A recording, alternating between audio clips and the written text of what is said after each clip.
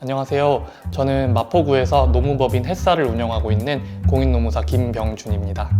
경희대학교 사회학과 1, 2학번입니다. 제가 당시에 심리학과를 쓰고 싶었는데 심리학과는 그 입시 커트가 좀 높다 보니까 좀 비슷한 걸 찾다 보니까 그 철학과를 좀 써봤었어요. 경희대만 제가 진짜 실수를 했는지 어쨌는지 사회학과를 쓴 거예요.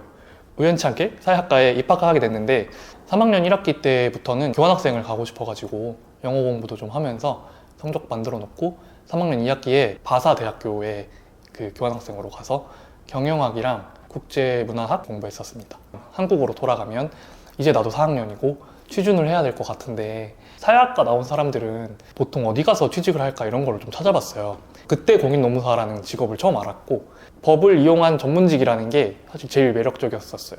그해 이제 1월에 한국에 돌아오게 됐는데 2월 달부터 그 노무사 1차 시험을 그냥 학원을 끊어버렸어요. 인강으로. 다음에 2차 유예 시험 합격을 목표로 공부를 했거든요. 2월부터 그해 5월까지 1차 공부에만 전념했어요. 1차 시험 합격하고 그해 이제 8월에 있는 2차 시험은 가벼운 마음으로 보고 그 다음에 이제 8월에 2차 시험을 전념을 해가지고 그때 합격할 수 있었습니다.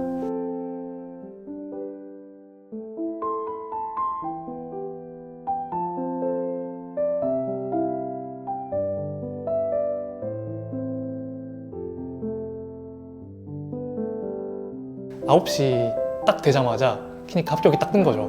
너무 이제 기쁘잖아요. 그래서 됐다, 이거 됐다.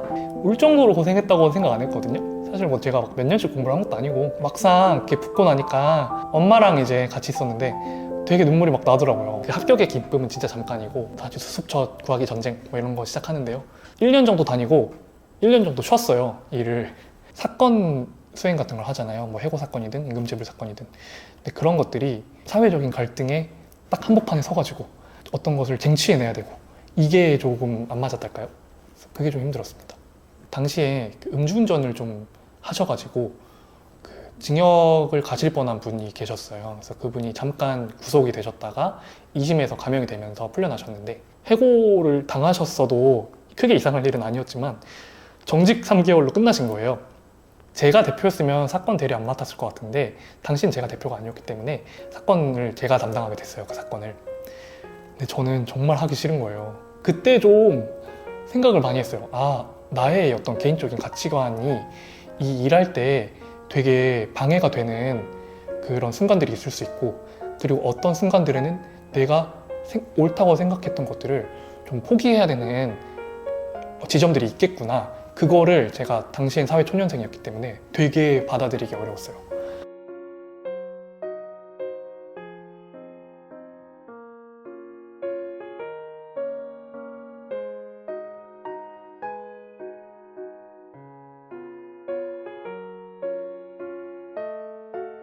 두 번째로 갔던 법인은 유튜브가 되게 유명했던 법인이었어요. 촬영도 되게 많이 하고 그러면서 좀 되게 즐거웠고 상담을 오시는 분들이 되게 많았어가지고 그런 것도 되게 괜찮았고 이 일을 하기 위해서 나의 어떤 부분을 포기해야 되는 게 아니구나 이런 생각을 좀 많이 했달까요?